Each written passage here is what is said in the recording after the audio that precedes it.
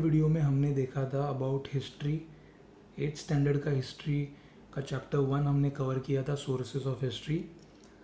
और अभी के चैप्टर में या फिर अभी के वीडियो में हम देखने वाले हैं about science subject, 8th standard Maharashtra state board science subject, जो कि 8th स्टैंडर्ड वालों के लिए भी जितना हेल्पफुल है उतना ही वो एमपीएससी के लिए जो प्रिपरेशन कर रहे हैं, जिनको मालूम ही है कि GS4 में साइंस होता है, तो उनको भी ये हेल्पफुल है। ठीक है, तो फर्स्ट सब्जेक्ट हम स्टार्ट करें आज साइंस, जिसमें फर्स्ट चैप्टर है living world and classification of microbes. ठीक है, ये है हमारा फर्स्ट चैप्टर जिसके अंदर हम पढ़ने वाले हैं about living world, about classification of microbes, इसको हम माइक्रो ऑर्गेनिज्म भी बोलते हैं। Okay, so living organism on earth. तो अर्थ पे जितने भी लिविंग ऑर्गेनिजम्स है उनको अडेप्ट किया है 3 कैटेगरी में। पहला है जोग्राफिकल रीजन, मतलब हम जहाँ पे रह रहे हैं उसको हम जोग्राफिकल रीजन बोलते हैं। ठीक है, नेक्स्ट है फूड इंजेशन। फूड इंजेशन मतलब क्या होता है कि हम जब भी खाना खाते हैं तो हम उसको बाइट में चबा के उसको छोटा छोटा पीस करके हम खाते हैं, राइट। तो उसी प्रोसेस को फूड इंजेशन कहते हैं। और थर्ड है डिफेंस। अभी डिफेंस मतलब हर एक इंसान जो भी पृथ्वी पे है वो खुद के डिफेंस के लिए ही लड़ रहा है। अगर उसको जीना है तो उसको अपना डिफेंस तो करना ही पड़ेगा, तो यही है डिफेंस। ठीक है, 2011 के सेंसस में, सेंसस मतलब पॉपुलेशन काउंट होता है बेसिकली, जिसको हम पॉपुलेशन काउंट बोलते हैं। तो 2011 के सेंसस में 87 million species found on earth including land and sea. मतलब अर्थ के ऊपर 87 मिलियन स्पीशीज मिले थे, ह्यूमन, एनिमल, प्लांट्स और लैंड एंड सी, ये सब मिला के माइक्रो ऑर्गेनिजम्स को भी मिला के 87 मिलियन स्पीशीज जो है वो मिले थे। अभी माइक्रो ऑर्गेनिज्म के बारे में हम थोड़ा इसके बाद वाले स्लाइड में पढ़ेंगे। पहले हम देखते हैं कि ये बायोलॉजिकल क्लासिफिकेशन क्या होता है। तो ये जो स्पीशीज़ मिली थी ना, इनको ग्रुप में और सब ग्रुप में डिवाइड किया। ठीक है, based on similarity and differences. Example देने के लिए अगर मैं कहूँ आपको, तो आप अगर स्कूल में होगे तो आपके क्लासेस को डिवाइड किया होगा 8A, 8B, 8C। दूसरा एग्जाम्पल अगर मैं आपको दूँ, तो अगर मैंने आपके सामने पार्ले जी बिस्किट खोल के रख दिया, मारी बिस्किट खोल के रख दिया और ओरियो बिस्किट खोल के रख दिया, आपको उसका नाम भी नहीं मालूम, आपके लिए वो बिस्किट नया है। ठीक है, अगर मैंने ऐसे ही खोल के रख दिया तो आप पहचान नहीं पाओगे कि ये कौन सा बिस्किट है। पर अगर मैंने उनको ग्रुप किया, पार्ले जी के बिस्किट को अलग रखा, ओरियो के बिस्किट को अलग रखा, मारी बिस्किट को अलग रखा, एक पैकेट में उनको मैंने रख दिया और वो पैकेट को मैंने नाम दिया पार्ले, ओरियो, मारी, तो आपको समझ में आएगा कि हाँ, तो इसी को हम कहते हैं कि based on similarity and difference हमने उसको ग्रुप और सब ग्रुप में डिवाइड किया है। और बायोलॉजी में इसको हम कहते हैं बायोलॉजिकल क्लासिफिकेशन। ठीक है, हिस्ट्री में कार्ल लिनानस करके एक थे जिन्होंने 1735 में लिविंग वर्ल्ड को 2 किंगडम में डिवाइड किया था, वेजिटेबलिया और एनिमलिया। वेजिटेबलिया मतलब plants and trees and all things, Animalia मतलब बेस्ड ऑन एनिमल। हेकल ने 1866 में 3 किंगडम कंसिडर किए थे, that is protista, plants and animals. Okay, so protista, plants and animals. Plants and animals तो सभी को मालूम है। प्रोटिस्टा के बारे में हम लोग नेक्स्ट स्लाइड में पढ़ेंगे। 1925 में चैटॉन करके थे जिन्होंने 2 ग्रुप क्रिएट किए थे, प्रोकारियोट्स और यूकारियोट्स। प्रोकारियोट और यूकारियोट क्या होता है ये भी हम लोग सीखेंगे नेक्स्ट स्लाइड में।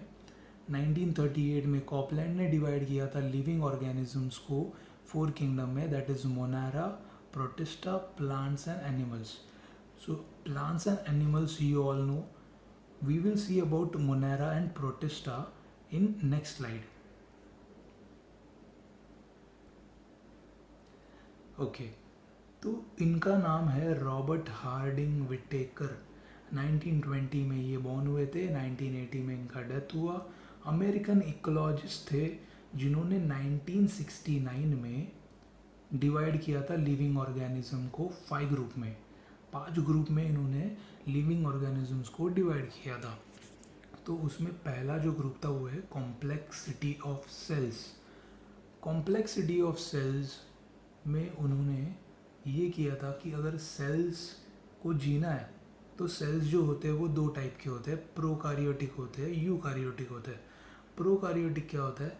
सिंगल सेल होते हैं, ठीक है, सिंगल सेल होते हैं, पर उनमें जो न्यूक्लियस होता है वो एनक्लोज नहीं होता है बाय मेम्ब्रेन। यूकारियोटिक जो होते हैं वो सिंगल सेल भी हो सकते हैं, मल्टीपल सेल भी हो सकते हैं, पर यूकारियोट में एक बेसिक डिफरेंस है कि इसमें न्यूक्लियस जो है वो एनक्लोज नहीं है और इसमें न्यूक्लियस जो है वो एनक्लोज है बाय मेम्ब्रेन। सेकंड जो उन्होंने किया था डिवीजन वो है कॉम्प्लेक्सिटी ऑफ ऑर्गेनिज्म। तो जो भी ऑर्गेनिज्म है एक तो वो यूनिसेल्यूलर होता है या फिर वो मल्टी सेल्यूलर होता है, ठीक है। एक तो वो यूनिसेल्यूलर होता है या फिर वो मल्टी सेल्यूलर होता है। यूनिसेल्यूलर मतलब सिंगल सेल, मल्टी सेल्यूलर मतलब multiple cell.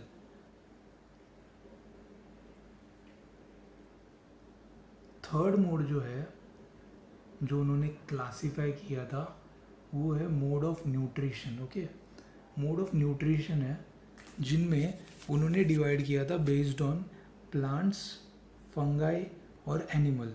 Okay, so plants को अगर जीना है, if plants want to live then what source they have, right. अगर प्लांट्स को जीना है तो उनके लिए एक ऑटोट्रॉपिक सोर्स है। ऑटोट्रॉपिक मतलब पानी, लाइट वाटर, कार्बन डाइऑक्साइड या फिर दूसरे कोई भी केमिकल है जो उसको जीने के लिए हेल्प कर रहा है, ठीक है। अगर हम घर में प्लांट रखते तो हम उसको पानी डाल दे, राइट, क्योंकि वो जिए। सेकंड जो है वो फोटोसिंथेटिक प्रोसेस है। फोटोसिंथेटिक मतलब सनलाइट, ठीक है। सनलाइट अगर मिलेगी तो ही जिएगा, सिर्फ पानी डाल के तो कुछ फ़ायदा नहीं। ओके, सेकंड जो है वो है फंगाई। फंगाई को अगर जीना है तो उसको सेप्रोफिटिक प्रोसेस से जाना पड़ता है। सेप्रोफिटिक प्रोसेस क्या होता है कि कोई भी डेड बॉडी होती है या फिर कोई भी डिके मतलब जंग लगा हुआ कोई भी चीज़ होता है तो उसके ऊपर फंगाई जो है वो जीता है। एनिमल्स जो है वो हेट्रोट्रॉपिक प्रोसेस पे और इंजेस्टिव प्रोसेस पे जीते हैं। हेट्रोट्रॉपिक प्रोसेस क्या होता है कि जो भी ऑर्गेनिक चीज़ें एनिमल्स को जंगल में मिलती है, झाड़ हो, पत्ते हो, कोई भी दूसरा एनिमल हो, तो वो ऑर्गेनिक चीज़ों के ऊपर ही वो खा के उनको जीना पड़ता है। इंजेस्टिव मतलब जैसे कि हम लोग बाइट्स में, छोटे छोटे बाइट्स में फूड को खाते हैं, वैसे एनिमल्स भी इंजेस्टिव सिस्टम थ्रू ही खाना खाते हैं। लाइफस्टाइल मतलब प्लांट्स, एनिमल्स और फंगाई मतलब प्लांट्स खा के एनिमल जी रहे हैं और एनिमल जो भी डिकम्पोज कर रहे हैं उसके ऊपर फंगाई जीते हैं, ठीक है। फिफ्थ जो है वो है फाइलोजेनेटिक रिलेशनशिप। फाइलोजेनेटिक रिलेशनशिप मतलब प्रोकारियोटिक to eukaryotic, unicellular to multicellular.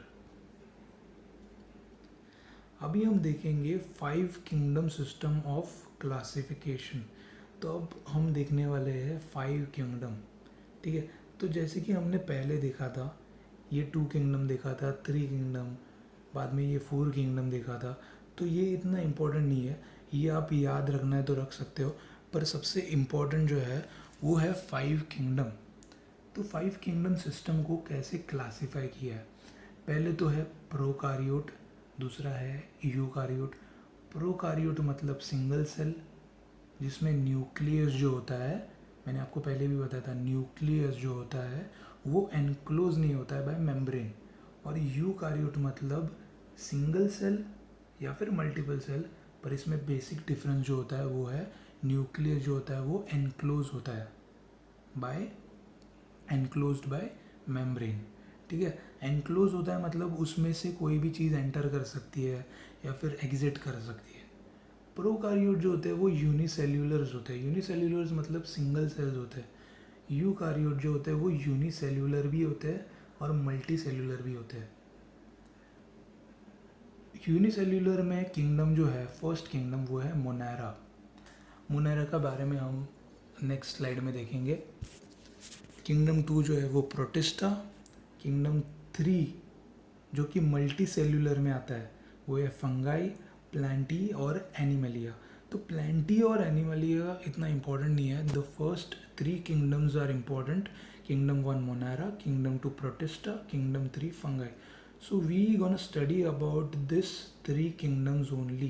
Okay, if you want to learn about this, so I will also make a video on this, but it is not that much important as per 8th standard point of view. Okay, Monera, Protista और fungi जो है वो important है। तो जैसे कि हमने देखा, मोनेरा जो कि यूनिसेल्यूलर में आता है, प्रोकारियोटिक में आता है, तो उसके हम अभी फीचर देखेंगे। All organism are unicellular. तो इसमें जो भी ऑर्गेनिज्म होते हैं वो होते हैं यूनिसेल्यूलर होते हैं, मतलब सिंगल सेल्स होते हैं। ठीक है, ये ऑटोट्रॉपिक होता है या फिर हेट्रोट्रॉफिक होता है। हेट्रोट्रॉफिक मतलब क्या होता है, एक तो ये अपना फूड खुद क्रिएट करता है या फिर कोई भी ऑर्गेनिक चीज़ से अपना फूड क्रिएट करता है। तो इसका एक सिंपल एग्जांपल अगर मैं दूँ तो बारिश के सीज़न में आप अगर गीले पत्थरों को देखोगे तो उनके ऊपर एक ग्रीनरी होती है, तो वो ग्रीनरी ही मोनेरा होती है। ठीक है, तो वो पानी के ऊपर, लाइट वाटर के ऊपर वो अपना जो भी न्यूट्रिशन है वो लेता है और वो उसके ऊपर वो जीता है। This are prokaryotic cell without distinct nucleus और सेल ऑर्गेनिल। मतलब इसमें कोई भी न्यूक्लियस भी नहीं होता है या फिर सेल ऑर्गेनिल भी नहीं होता है। न्यूक्लियस मतलब क्या होता है कि न्यूक्लियस कोई भी सेल को डेवलप होने से रोकता है, और सेल ऑर्गेनिल मतलब जैसे ह्यूमन ऑर्गन होता है, ह्यूमन बॉडी में जैसे लीवर होता है, किडनी होती है, वैसे सेल्स में भी ऑर्गन्स होते हैं, तो उसको हम सेल ऑर्गेनिल कहते हैं। ठीक है, ये है एग्जाम्पल या फिर picture of monera. Kingdom 2 is protista. ठीक है, protista is single cell organism with well defined nucleus in nuclear membrane.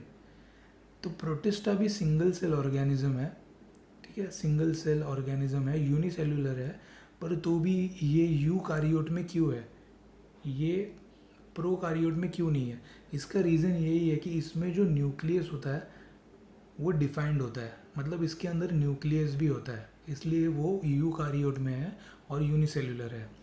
They have pseudopodia और हेयर लाइक सीलिया और whip like flagella for locomotion.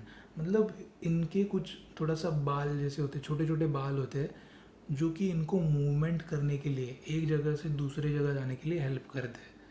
तो जो ऑटोट्रॉप होते हैं, मतलब जो खुद का फूड क्रिएट करते हैं, ओन फूड क्रिएट करते हैं, बनाते हैं, वो है यूग्लेना, वॉल्वोक्स, जिनमें क्लोरोप्लास्ट होता है। ये कुछ एग्जाम्पल है प्रोटिस्टा के। दूसरा एक एग्जाम्पल है हेट्रोट्रॉप में, मतलब जो नेचुरल चीज़ों की वजह से होते हैं या फिर ऑर्गेनिक सब्सटेंस में जो ग्रो करते हैं, उसका एग्जाम्पल है amoeba. Amoeba is basically this, इसे हम अमीबा कहते हैं। ठीक है, ये जो है वो है अमीबा। ओके, थर्ड किंगडम जो है वो है फंगाई।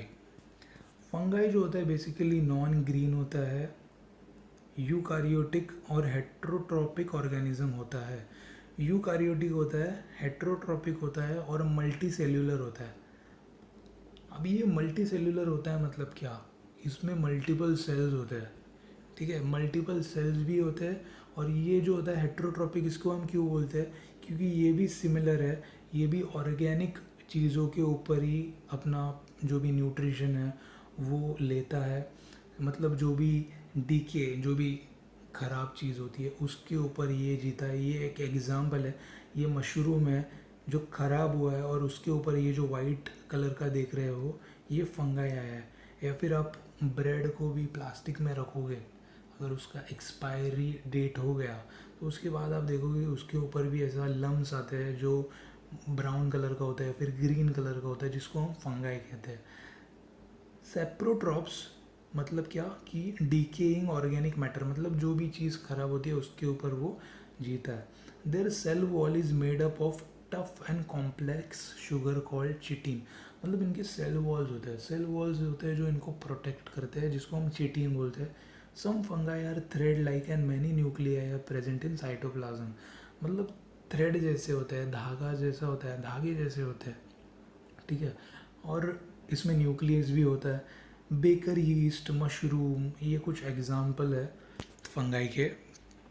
तो ये हमने देखा था अबाउट द 5 किंगडम, जिसमें हमने मोस्ट इम्पॉर्टेंटली देखा kingdom 1 monera, kingdom 2 protista, kingdom 3 fungi. Plantae और एनिमलिया इतना इम्पोर्टेंट नहीं है, इसलिए हम इसके बारे में इतना देखेंगे नहीं। We only going to focus on monera, protista और फंगाई। जैसे कि मैंने आपको बताया कि इसका फीचर्स ये है, ये इसका फीचर्स है, ये इसका एक पिक्चर है, और अमीबा एक कॉमन एग्जांपल है प्रोटिस्टा का। उसके बाद में फंगाई, जो आप मशरूम के ऊपर यहाँ पे देख रहे हो, ये है फंगाई। तो इन 3 किंगडम के एक्सपेरिमेंट वाले वीडियो भी है। मतलब मोनेरा का कर्ड के ऊपर, दही के ऊपर एक्सपेरिमेंट किया है। प्रोटिस्टा का जो है वो पॉन्ड का जो पानी होता है वो पानी के ऊपर एक्सपेरिमेंट किया है। फंगाई का जो एक्सपेरिमेंट है वो इस मशरूम के ऊपर या फिर ब्रेड के ऊपर एक्सपेरिमेंट किया है। वो माइक्रो ऑर्गेनिजम्स कैसे होते हैं, और ये माइक्रो ऑर्गेनिज्म को अगर हमको देखना है, ये बहुत छोटे होते हैं, मतलब माइक्रोमीटर में होते हैं, मतलब इसको हम देख भी नहीं सकते। और इसको देखने के लिए जो इक्विपमेंट हम यूज़ करते हैं उसको हम कहते हैं माइक्रोस्कोप।